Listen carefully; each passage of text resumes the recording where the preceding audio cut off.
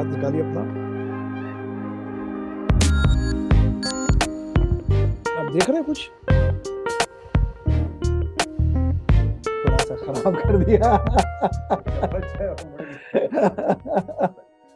मैं इतना ही कहूंगा, फॉलो योर पैशन। पैसा आता रहेगा। मुझे किंग नहीं बनना है, मुझे किंग मेकर बनना है। लेकिन रेट डबल करने से धंधा नहीं मिलेगा। रेट डबल करने के बाद आप उस फंक्शन को, उस बर्थडे बॉय के से कनेक्टेड एक दो आइटम बनाइए। सोशल गैदरिंग होती है ना, एनुअल डे, तो मैं जाके खड़ा रहा और मेरे देश की धरती गाना चालू किया, ऐसा पसीना बह रहा था और वाइस ने बोला, get out Bhupesh, you are not fit for the stage. Life में आपको कुछ अलग चाहिए, कुछ ज्यादा चाहिए, कुछ और चाहिए, तो आपको लाइफ में कुछ अलग करना पड़ेगा, ज्यादा करना पड़ेगा, और करना पड़ेगा। वो अलग, वो ज्यादा, ये और क्या है, ये आपको कोई नहीं बता सकता आपके अलावा। जो आप देखते थे कि एक महल में पानी जैसा दिखता है लेकिन वो पत्थर है, और जो पत्थर दिखता है वो पानी नहीं गिरता है, वो जादू नहीं तो और क्या था।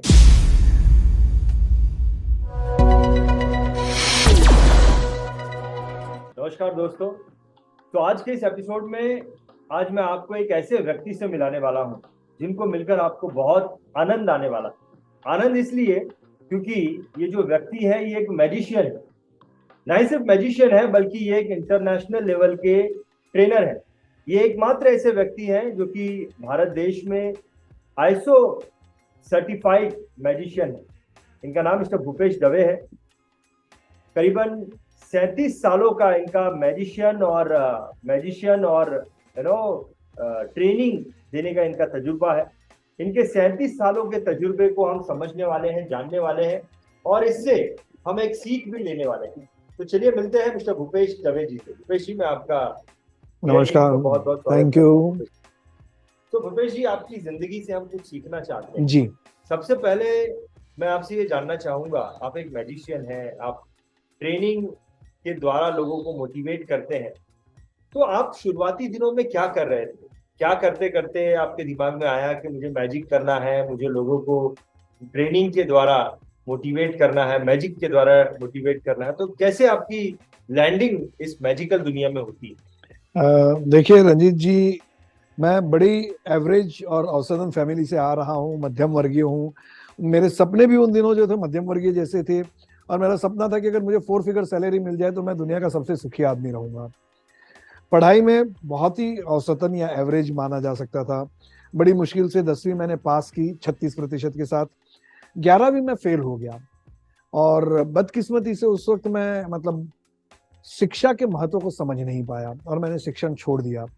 और जब मैं न्यूज़पेपर बेचने लगा ट्रेनों में, मेरे एक मित्र के साथ मैं जर्नलिज्म में उनको हेल्प करने लगा, तो जर्नलिज्म के नॉलेज आते आते मुझे इतना समझ में आया, अलग अलग लोगों से मिलते मिलते पत्रकारिता के क्षेत्र में, कि भारत में आईएएस नाम की एक एग्जाम है जो UPSC, union public service commission की तरफ से ली जाती है, और उसको अगर आप मेहनत करो तो आप मतलब अपने करियर की उच्चतम सीमा को हासिल कर सकते हो।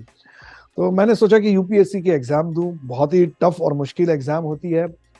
मैंने बहुत मेहनत की, प्रीलिम क्लियर करते करते मेंस और वाइवा तक जाते जाते अटक गया। लेकिन मुझे एक ही मौका मिला था, क्योंकि उन दोनों 28 ईयर्स की एज लिमिट थी, क्योंकि मैंने पत्रकारिता के क्षेत्र के बाद वापस ग्रेजुएशन 5 साल के गैप के बाद ज्वाइन किया, ग्रेजुएशन किया, एग्जाम दी। यूपीएससी तो क्लियर नहीं कर पाया, लेकिन एमपीएससी के एग्जाम क्लियर करते करते मेरे दिमाग में ये बात आ गई कि मुझे किंग नहीं बनना है, मुझे किंग मेकर बनना है। मैं एक अच्छा वक्ता हूँ, ये बात मैं समझ गया था। तो मैंने सोचा कि एमपीएससी अगर मैं एक गुजराती लड़का क्लियर कर सकता है तो इसका मतलब है कि वो जेन्युइनली सिलेक्शन हो सकता है। तो मैंने एमपीएससी के क्लासेस चालू किए। 2-2.5 साल मेरे क्लासेस चले, मेरे करीब 12 स्टूडेंट्स निकले, जिसमें से आज भी कुछ सीनियर पीआई या एसीपी की लेवल पर कार्यरत है। लेकिन 90s, अर्ली 90s में, मतलब जो या लेट 90s में महाराष्ट्र गवर्नमेंट की तरफ से जीरो बजटिंग इंट्रोड्यूस किया गया, जिसकी वजह से क्लासेस बंद हो गए। तो मैंने सोचा कि मैं क्या कर सकता हूँ, जॉब तो करनी नहीं थी। तो मुझे याद है कि मैंने कॉलेज के टाइम पे मैजिक सीखा था। अच्छा। यतिन कार्यकर एक नाम उनमें मैं लूंगा, उनसे पहली बार मैंने किट ली थी, जो बहुत बड़े फेमस एक्टर है बॉलीवुड के। और उसके बाद मैंने सोचा मैं मेरे पैशन को फॉलो करता हूँ। मैं मैजिक शो करने लगा, घर घर जाके मैजिक शो करता था 500-500 रुपए में। तो लोग हंसते थे कि इतना स्टडी करने के बाद घर घर जाके 500-500 रुपए में मैजिक शो करता था, और इतना पढ़ाई लिखाई करने की फिर जरूरत क्या थी। तो मैंने सोचा कि कुछ अलग करते हैं, क्या करते हैं। तो मैंने सोचा कि 2 साल के बाद मैं बर्थडे पार्टीज नहीं करूंगा। हालांकि महीने में 20 दिन में मेरे शोज होते थे। तो क्या करना चाहिए? तो मुझे नया रास्ता दिखा कि मल्टीनेशनल कंपनी और कंपनी के जो प्रोडक्ट होते हैं उनको लॉन्च करने के लिए मैजिक को यूज किया जा सकता है। मैजिक के द्वारा व्यक्तिमत्व विकास किया जा सकता है। मैजिक के द्वारा आप टीम बिल्डिंग या मोटिवेशनल या स्ट्रेस मैनेजमेंट ऐसे लेक्चर ले सकते हो। तो मैंने मैजिक को अलग अलग ढंग से यूज करना शुरू किया और आज मैं बड़ा सेटिस्फाइड हूं कि भारत के अलावा 40 देशों में मेरे प्रोग्राम हो चुके हैं। विश्व की कोई भी कंट्री कहिए, भारत का कोई भी कोना कहिए, हर जगह मेरे या तो एंटरटेनमेंट प्रोग्राम या तो ट्रेनिंग प्रोग्राम हो चुके हैं। तो very happy, satisfied with the field I have chosen as a magician. बहुत बढ़िया। तो ये जो हादसा हुआ, इसे मैं हादसा ही कहूंगा कि आपका अच्छा भला आप लोगों को सिखा रहे थे, एमपीएससी कर रहे थे, अचानक वो बंद हो गया और जिस वजह से ये क्रिएटिविटी हुई कि आप मैजिक की दुनिया में आए। तो जब आप आए और आपने यहाँ पे आइडेंटिफाई भी कर लिया कि मुझे किस एरिया में काम करना है, तो आपके डेफिनेटली कुछ टारगेट होंगे, एक डिजायर होगी कि मुझे इतने पैसे कमाने हैं। तो जनरली ऐसा होता है कि जैसे ही मैं मेरे टारगेट के पीछे काम करना शुरू करता हूँ, बहुत सारे चैलेंजेस आते हैं। तो उस वक्त काम करते हुए शुरुआती दिनों में जब आप अपने टारगेट को चेज कर रहे थे, तो किस प्रकार के चैलेंजेस आपके सामने आए और फिर आपने उसको कैसे हैंडल? सर सच बोलूं तो उन दिनों ज्यादा टारगेट नहीं थे। देवानंद साहब की फिल्म है जिंदगी का साथ निभाता चला गया। उम्मीद से ज्यादा पैसे मिल रहे थे, नाम मिल रहा था, इज्जत मिल रही थी। राम लखन पिक्चर में मेरे एक फ्रेंड के थ्रू मैंने मैजिक आइटम सिखाई थी, तो वहां पर मुझे काफी नाम और इज्जत मिला। कई सेलिब्रिटीज को मिलने का मौका मिला।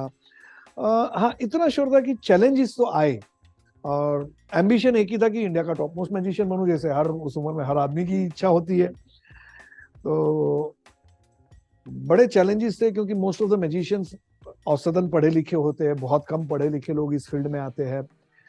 अपना एक मकाम बनाना है, मैजिक की इमेज इंडिया में एक अलग लेवल पर थी, उसको अलग लेवल पर ले जाना था। तो ये सब चैलेंजेस को सोचते सोचते मैंने क्या किया जाए, तो मुझे ऐसे लगा कि मतलब अपनी जगह बनाने के लिए वैल्यू एडिशन करना चाहिए। जगह में कुछ ऐसा करना चाहिए जिससे कि हमारा अलग स्थान निर्माण हो। जो चीज मैं कर सकता हूं वो कोई और नहीं कर सकता।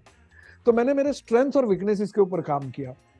तो मुझे इतना पता चला कि मुझे प्रैक्टिस करने में बहुत बोर होता था, मुझे पढ़ाई में कभी कभी बोरिंग होता था, लेकिन मैं अच्छा वक्ता हूँ, मैं अच्छा श्रोता हूँ।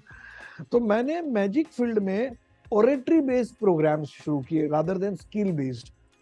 और मेरे स्ट्रेंथ के ऊपर, मैं अगर वीकनेस पे काम करता तो शायद थोड़ा इंप्रूव होता, लेकिन मेरे स्ट्रेंथ के ऊपर काम करने की वजह से 200% इंप्रूव होने की वजह से मैं अपने फील्ड में एक अलग जगह बना पाया, एक अलग मकाम बना पाया।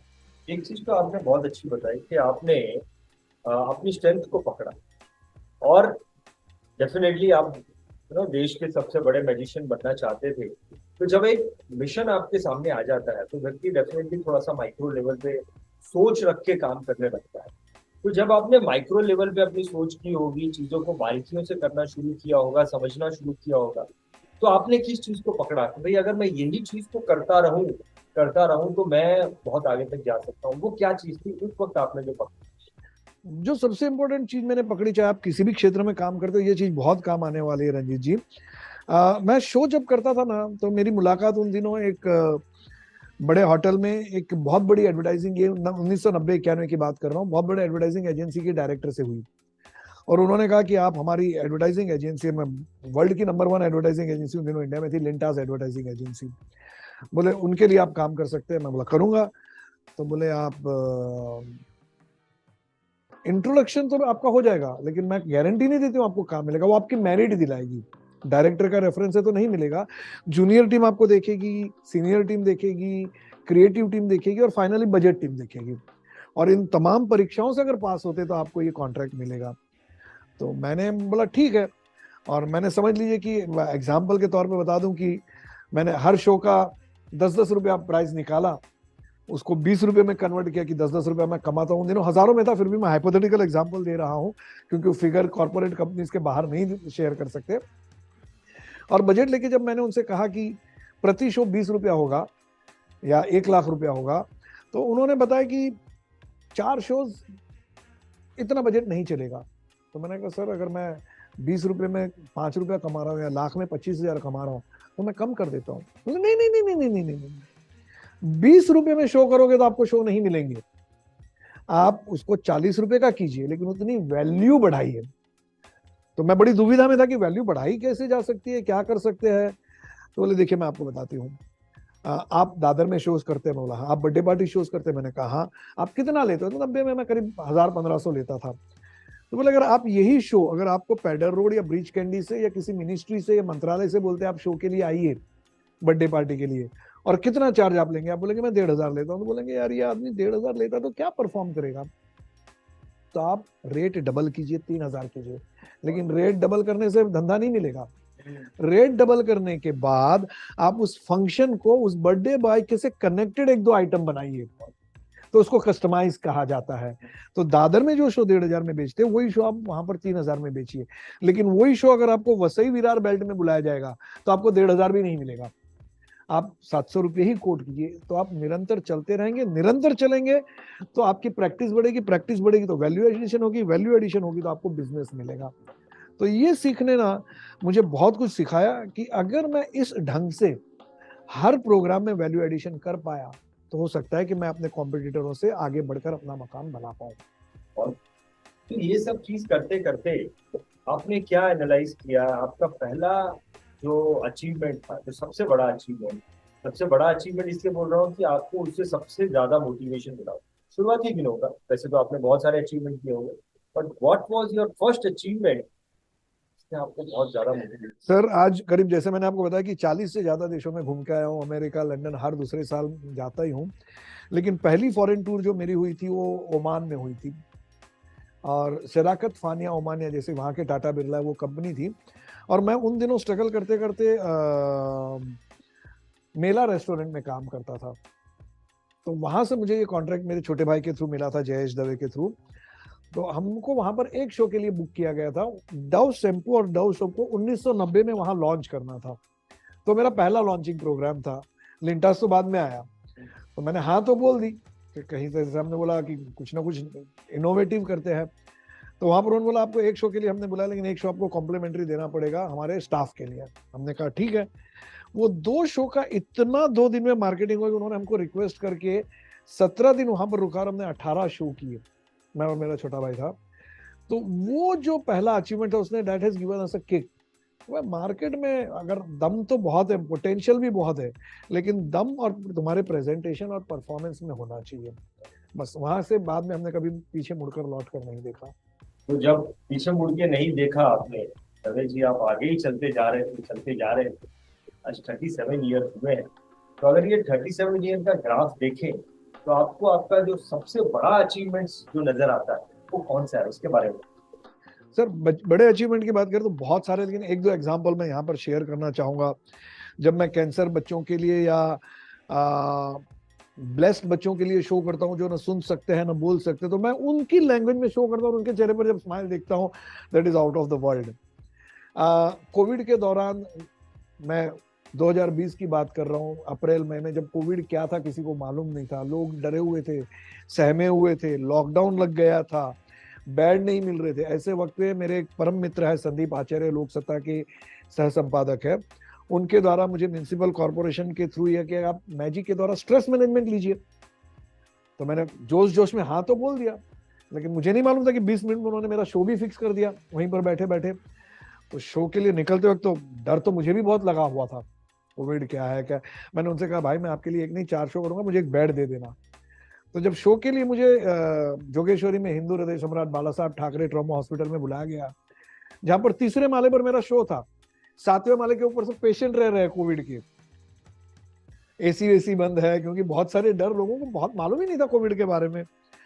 तो जैसे ही शो खत्म हुआ और मैंने उन लोगों से मेरी आदत के हिसाब से ऑडियो और वीडियो रिव्यूज लिए, तो डॉक्टर और नर्सेस की आंखों में आंसू थे कि सर 1.5 महीने के बाद, 1.5 महीने से हम लोगों को घर नहीं जाने दिया गया, घर छोड़ के हमको होटल में और हॉस्पिटल में स्टे दिया गया।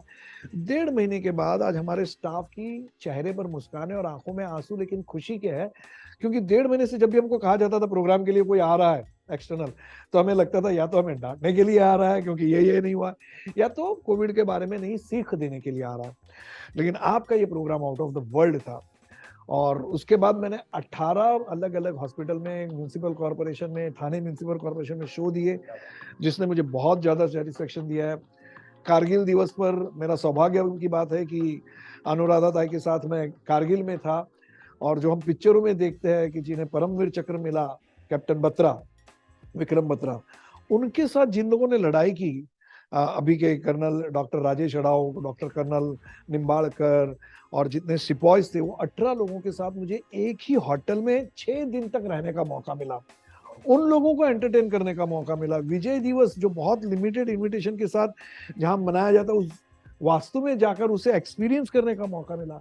मैं समझता हूँ सर, ये करोड़ों रुपए में खरीदा भी नहीं जा सकता ऐसा अनुभव है। मुझे पिछले साल कश्मीर फ्रंट पर आतंकवादी जहां पर रहते हैं, उनके एंटी टेररिस्ट स्क्वाड और हमारे सरहद के इलाके बच्चों के एंटरटेनमेंट के लिए बुलाया गया। सर मुझे ऐसा लगता है, मैं क्या करता हूँ, हर साल 1 महीना वर्दीधारी लोगों के लिए रिजर्व रखता हूँ, चाहे वो पुलिस हो, चाहे वो मिलिट्री हो, चाहे वो डॉक्टर हो।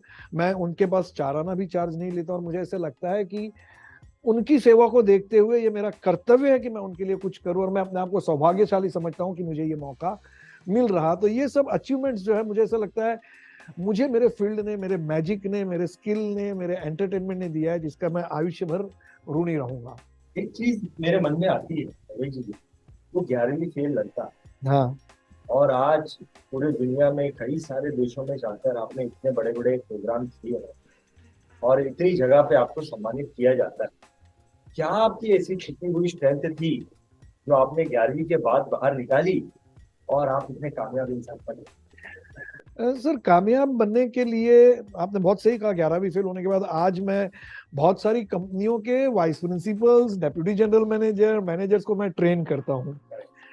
तो एक तो चीज थी कि मैंने ये सोचा कि अगर आपको सफल होना है ना, तो पैसे मिले या नहीं मिले, निरंतर काम करते रहिए। ये मैंने एक सीखा। दूसरा, मैंने देखा कि मेरी स्ट्रेंथ, मैं अच्छा वक्ता हूँ। मैं आपको बताऊं, जब मैं एसएससी में था और मैंने एनुअल डे में हमारे वाइस प्रिंसिपल ने कहा कि मैं कुछ बोलना चाहता हूँ, उन्होंने बोला ट्रायल लेते हो, 10वीं में हम लोग सोशल गैदरिंग होती है ना, एनुअल डे। तो मैं जाके खड़ा रहा और मेरे देश की धरती गाना चालू किया, ऐसा पसीना बह रहा था, और वाइस प्रिंसिपल बोला, get out Bhupesh, you are not fit for the stage. और आज का दिन देखिए, आप मेरे को विश्व के किसी भी देश में भेज दीजिए, 50 से लेकर 5,000 तक का क्राउड दे दीजिए और आप अपना विषय दीजिए, मैं 2 घंटा आपको पकड़ कर रख सकता हूँ। तो अच्छा वक्ता बनना मेरी स्ट्रेंथ थी, निरंतर चलना मेरी स्ट्रेंथ थी। लेकिन मैंने एक ही बहुत बड़ी चीज सीखी, जो मुझे लगता है हर आदमी के काम की है, कि किसी जमाने में मैंने एक वाक्य पढ़ा था, if you always do what you are always doing, you will always get what you are always getting. मतलब आज तक, अभी तक आप जिस तरह से, जिस ढंग से काम कर रहे थे, उसी ढंग से, उसी तरह से काम करते रहोगे, तो आज तक, अभी तक को आपको जो रिटर्न्स मिल रहे थे, चाहे नाम, इज्जत, पैसा जो मिल रहा था, उतना ही मिलेगा। तो सर, इस वाक्य का एक गर्भित अर्थ मैंने ये भी निकाला कि अगर लाइफ में आपको कुछ अलग चाहिए, कुछ ज्यादा चाहिए, कुछ और चाहिए, तो आपको लाइफ में कुछ अलग करना पड़ेगा, ज्यादा करना पड़ेगा, और करना पड़ेगा। वो अलग, वो ज्यादा, ये और क्या है, ये आपको कोई नहीं बता सकता आपके अलावा। तो आप उसके दिन में 5-10 मिनट सोचिए, मैं ऐसा क्या कर सकता हूं जो मुझसे बेहतर कोई नहीं कर सकता। और वो मुझे ऐसा लगता है मेरे लाइफ की सबसे बड़ी स्ट्रेंथ थी, जिसने मुझे बहुत आगे बढ़ाया। मैं जब कॉन्फ्रेंसिस में शो करने जाता था, तो मेरे शो आधे घंटे के होते थे, लेकिन कॉर्पोरेट के, जैसे मैंने बोला, एंकर पैनासोनिक है, लिंटास है, इंडियन एक्सप्रेस ग्रुप है, एसएफओ है, उनकी दिन भर मैं कॉन्फ्रेंस सुनता था विद देयर परमिशन। तब मुझे पता चला सेल्स की अलग स्ट्रेटेजीज होती है, मार्केटिंग की अलग स्ट्रेटेजीज होती है, एचआर की अलग स्ट्रेटेजीज। ये नाम भी मैंने पहले कभी नहीं सुने थे। तो मैं आधा घंटा शो करके पेमेंट लेने के बजाय 4-4 घंटे सुनता था, उस नॉलेज को ग्रहण करता था, और उस नॉलेज को कस्टमाइज करके मैं मैजिक शो के साथ कंबाइन कर कर लोगों को देता था। इस तरह से मैं कुछ अलग, कुछ नया, कुछ ज्यादा करता था। और एक चीज मैंने और एनालाइज की है रवि जी, कि एक व्यक्ति जो कामयाब है जी, वो कामयाब व्यक्ति के साथ में डेफिनेटली उसने बहुत सारे लोगों के साथ में एक अच्छा रिलेशनशिप बना के रखा, फिर चाहे वो उसके दोस्त हो या उसके पार्टनर्स हो जी, या उसके कस्टमर हो या उसके एम्प्लॉय हो, डेफिनेटली उनके साथ में एक अच्छा रेपो बना के रखा। जी, that is the reason is वो आगे बढ़ा। जी। आपने कैसे इन सारे लोगों के साथ में एक अच्छा रेपो बना के रखा, वो सीक्रेट बताइए। सर, जैसे आपने बोला कि मैं जादूगर हूँ, तो जादू के बारे में मैं आपको ये बता दूं कि जादू भारत की 64 ललित कलाओं में से एक है। यहाँ तक कि कृष्ण भगवान जादू करते थे, महाभारत में जादू का उपयोग किया गया है। वो जब आप देखते थे कि एक महल में पानी जैसा दिखता है, लेकिन वो पत्थर है, और जो पत्थर दिखता है वो पानी में गिरता है, वो जादू नहीं तो और क्या था। लोग कहते हैं लता मंगेशकर जी की आवाज में जादू है। सचिन तेंदुलकर की बैटिंग में जादू है। तो सर जादू एक ऐसा शब्द है जहां पर आपके पास कोई डेफिनेशन नहीं बची, लोग उसे जादू कहते हैं। तो मुझे ऐसा लगा कि जादू, जो जादूगर है सर, वो ऑडियंस की साइकोलॉजी को अच्छी तरह समझता है। मैं अगर हाथ ऐसे कर रहा हूं तो मुझे मालूम है आप इसी तरफ देखेंगे, तो मैं आपका ध्यान इस तरफ डाइवर्ट कर रहा हूं, लेकिन मुझे करना कुछ और है।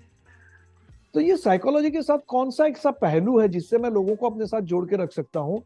तो मैं, जैसे कि मैंने कहा कि मैं अच्छा ग्रहण करता हूँ, तो मैं बातें सुनता था, तो मुझे पता चला कि 19वीं 20वीं सदी में सफल होना है तो आपके पास एक अच्छा आईक्यू, इंटेलिजेंस क्वेश्चन जिसको कहा जाता है, वो होना आवश्यक होता था। बायनेट और साइमन करके जो शास्त्रज्ञ थे उन लोगों ने निकाला था। लेकिन ऑफ लेट मुझे पता चला कि आईक्यू सिर्फ इंटेलिजेंस आपकी बढ़ाती है, लेकिन डेनियल गोलमैन नाम के राइटर ने बताया कि आईक्यू के अलावा अगर आपका ईक्यू पावरफुल है, इमोशनल क्वोशंट, लोगों से कैसा व्यवहार करना, लोगों को कैसे समझना, लोगों के पॉइंट ऑफ व्यू से सोचना, लोगों के पॉइंट ऑफ व्यू से उम्मीदें रखना और उम्मीदों पे खरा उतरना, तो आप लोगों के साथ इमोशनली जुड़े रहते हैं। सर आज मैं आपको फाइनेंशियल मदद करूंगा तो आप मुझे फाइनेंस वापस कर सकते हो, लेकिन आपको अगर ये लगता है रंजीत जी कि भूपेश दवे इमोशनली आपके साथ खड़ा है ना, तो बस समझ लीजिए आप दुनिया यहाँ की वहां कर सकते हैं। आपको इतना पता चले कि कोई इमोशनली आपके साथ खड़ा है। तो मैंने वही कहा कि मैं लोगों के साथ इमोशनली खड़ा रहता हूँ, क्योंकि मैं जब स्ट्रगलिंग में था, मिसेस डिसोजा जैसे कई लोग मेरे साथ इमोशनली खड़े रहे। उन्होंने कहा तो आगे बढ़, तुझे क्या चाहिए। तो मुझे लगता है उनसे जो मैंने ग्रहण किया वो मैं यहाँ पर पास कर रहा हूँ। मैं लोगों के साथ, मुझे लगता है मेरी स्ट्रेंथ में वो शामिल है, पैसा मिले या नहीं मिले, नाम मिले या नहीं मिले, इज्जत मिले या नहीं मिले, लेकिन मैं इमोशनली लोगों से कनेक्ट होने में बिलीव करता हूँ। तो दवे जी, हमने हमारे ऑडियंस को बताया कि आप एक मैजिशियन हैं, आप एक जादूगर हैं, लेकिन सिर्फ बोलने से शायद वो यकीन ना करे। कोई मैजिक बता सकते हैं आपको, कोई ट्रिक? आपके पास मैं जानता हूँ अभी कुछ नहीं है जी, अगर पॉसिबल है तो। मैं स्लीव्स भी रोल कर लेता हूँ। जैसे कि मैंने आपसे ये कहा कि वैल्यू एडिशन क्या करना है। आप जब किसी को बोलते हैं ना कि जादू, तो आप मैजिशियन को कुछ बता तो बोलता है नहीं मैं सामान नहीं लाया हूँ, मैंने ये नहीं लाया, वो लाया। आप अपने प्रोफेशन में तो आपको मास्टर होना ही पड़ेगा। आप एक चम्मच आपके यहाँ पर पड़ा हो तो चम्मच भी ले आइए, मैं आपको वो भी बता देता हूँ। मैं क्या करता हूँ, डे टू डे लाइफ में जो चीजें होती है ना, उन चीजों को यूज करके मैजिक करता हूँ। उदाहरण के तौर पर अगर मैं आपको बताऊं, ये चश्मा आपके यहाँ का है, अगर मैं आपसे ये कहता हूं कि आप मुझे 1 और 4 के बीच का एक नंबर बोलिए। 3। आप अपना राइट लेफ्ट हैंड लीजिए, मेरे हाथ के ऊपर यहाँ पर इतना 1 इंच के ऊपर रखिए, ये हाथ मेरे हाथ के ऊपर रखिए, और जैसे मैं 3 बोलूंगा आप बोलेंगे अप, ठीक है? 1 2 3 आप करते जाऊंगा तो आप देखेंगे कि एक डेड ऑब्जेक्ट ऊपर चला जाता है। ये क्या है? मतलब whatever mind believes and conceives it achieves, जिसको बोला जाता है।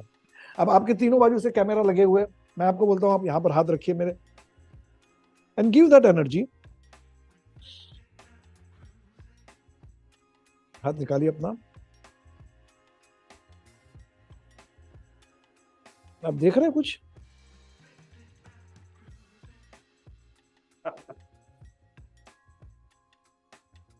आपका चम्मच, सॉरी आपके किचन के एक चम्मच को मैंने थोड़ा सा खराब कर दिया।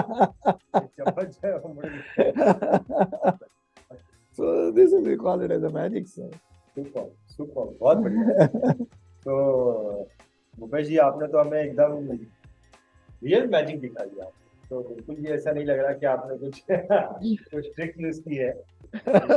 वो अभी भी सर खुल जा रहा है। सर तो एक्चुअली मैं भी बुझा रहा हूँ। रिकॉर्ड भी हो रहा है, मेरे को ये अनएडिटेड पार्ट दीजिएगा। नहीं हम जस्ट जोकिंग। भूपेश जी बहुत बढ़िया। भूपेश जी, ऐसे बहुत सारे एक्सपीरियंसेस आपके साथ हुए, आप 37 इयर्स का आपका तजुर्बा है, तो इन 37 इयर्स के आपके तजुर्बे में से कोई ऐसा एक्सपीरियंस, कोई इंसिडेंट आप हमारे साथ शेयर कीजिए जो आपको ऐसा लगता है कि आप हमको उससे कुछ सीख मिल सकती। सर मैं इतना ही कहूंगा कि किसी का भी समय एक सा नहीं रहता है। मैं 10वीं में था, 36% से पास हुआ, 11वीं फेल हुआ, दर दर जाके न्यूज़पेपर बेचता था। एक चीज होनी चाहिए कि आदमी को सीखने की लगन होनी चाहिए। तो ये एक बहुत ज्यादा इंपॉर्टेंट है, मैं जो 37 सालों में सीखा। Number 2, if you always do के हिसाब से आप हमेशा जो करते हो उससे कुछ अलग हटके कीजिए। नंबर 3, वैल्यू बढ़ाइए अपनी सर। आप दिल्ली साइकिल से जा सकते हो, कार से जा सकते हो, राजधानी में जा सकते हो और फ्लाइट में जा सकते हो। आप डिसाइड कीजिए आप कैसे जाना चाहते हैं। मैजिक शो बर्थडे पार्टी में होता है, तो मैंने 2 साल के बाद बर्थडे बंद किया, प्रोडक्ट में आया, प्रोडक्ट बंद किया, किसी और जगह पर आया, किसी और में आया, ट्रेनिंग में आया, ट्रेनिंग के साथ साथ मेंटलिज्म में आया। तो सर अपने ही फील्ड को छोड़िए मत, लेकिन उस फील्ड में आपकी स्ट्रेंथ को मिलाते हुए आप कैसे आगे बढ़ सकते हैं। जैसे मैंने आपको कहा सर, एक एवरेज लड़का जिसकी आकांक्षाएं या उम्मीदें थी कि 1,000 रुपया महीना मिले तो मैं खुश, आज करीब करीब 20-25 देशों में मेरे दोस्त लोग हैं, आप जैसे भाई है, मित्र वर्ग है, मैं हर जगह, मतलब आज उस फील्ड की वजह से मुझे ऐसा लगता है कि मुझे अगर कल ऊपर वाले ने बुला लिया तो ऐसी कोई चीज नहीं कि मैंने लाइफ में एंजॉय नहीं किया। मैं इतना ही कहूंगा, फॉलो योर पैशन। पैसा आता रहेगा, पैसा आपको किसी काम में रोक नहीं सकता। हाँ, आपको पैशन होना चाहिए कि मुझे ये काम करना है, मजा आ गया बस। मैं शो करता हूँ, कभी कभी मैं ट्रेन में ट्रैवल करता हूँ, कोई नहीं होता तो सामने से 2 ट्रिक बताता हूँ। मुझे मजा आता है जब चेहरे वाला बता रहे यार ये कैसे किया, मतलब वो 2 मिनट के लिए अपनी बीवी बच्चों की परेशानियां, उसकी इनकम, उसके बॉस की गाली सब भूल गया है, वो एंजॉय कर रहा है। और ये चीजें और हैं सर। फैंटास्टिक। सो भूपेश जी, आज की तारीख में क्या चल रहा है, आपका कार्य क्या चल रहा है और आपके फ्यूचर प्लान क्या है, इसके बारे में? सर आज की तारीख में मैं मेंटलिज्म के शो करता हूँ। मेंटलिज्म यानी माइंड रीडिंग का वो इफेक्ट है जो मैजिक की भी एडवांस लेवल है, जिसके द्वारा टेलीकाइनेसिस, प्रिकॉग्निशन, प्रेडिक्शन, ऐसे अलग अलग इफेक्ट किए जा सकते हैं। तो इन दिनों मेरा 6 सेंस नाम का एक स्टेज शो चल रहा है, और जैसे मैंने आपको बताया हर साल करीब 2 महीने तो मेरी आउट ऑफ इंडिया की टूर रहती है। लेकिन रिसेंटली हमने IIMS, Indian institute of magical skill नाम की संस्था को स्थापित किया है, जिसके द्वारा हम चाहते हैं कि मैजिक को न केवल एंटरटेनमेंट के रूप में देखा जाए, personality development, negotiation skill, communication skill, selling skill, हर जगह पर उसको देखा जाए, तो उस लेवल पर उसको कैसे पहुंचाया जाए, इसके लिए कार्यरत है। और उम्मीद करता हूं कि अगले 5-10 साल में ऑल इंडिया लेवल पर IIMS का नाम होगा। बहुत बढ़िया, बहुत बढ़िया, फैंटास्टिक भूपेश जी, बहुत मजा आया आपके साथ में बात करके। मैंने तो हमारे ऑडियंस को पहले ही कहा था कि आपको सुनकर, आपको मिलकर, आपके इस वीडियो को देखकर बहुत आनंद आने वाला है, और वाकई में बहुत आनंद आया। आपका ये मैजिक जो है कुछ दिनों तक हमारे सर पे गुजारने में मजबूर करेगा। बहुत बढ़िया, बहुत बहुत धन्यवाद भूपेश जी, आपने अपना थैंक यू समय वेरी दिया। Much, thank you, God bless तेजी यू से ऑल। हमें बहुत कुछ सीखने मिला, बहुत बहुत धन्यवाद। Thank you. सो दोस्तों, जैसा कि मैंने कहा भी था कि आपको आनंद आएगा, और मुझे तो आनंद आया, डेफिनेटली आपको भी आनंद आया होगा। लेकिन भूपेश जी की जिंदगी से हमें बहुत कुछ सीखने मिला। हर एक बात में बहुत बड़ी बड़ी लर्निंग। ये जो भी लर्निंग आपको मिली है, इसे अपने तक ही सीमित नहीं रखता। ऐसा कहते हैं कि ज्ञान को बांटने से ज्ञान बढ़ता है। तो अगर आप अपने ज्ञान को बढ़ाना चाहते हैं, तो इस वीडियो को आपकी जान पहचान में जितने भी लोग हैं, जिनको आपको ऐसा लगता है कि ये नॉलेज उनकी जिंदगी में कुछ बदलाव ला सकता है, उन सभी के साथ में आप इस वीडियो को जरूर शेयर करना। आपने हमारे इस वीडियो को देखा, इसके लिए आपका बहुत बहुत धन्यवाद। Thank you. DITV चैनल पर आपका स्वागत है। DITV यूट्यूब चैनल पर सब्सक्राइब करिए, बेल आइकन दबाएं।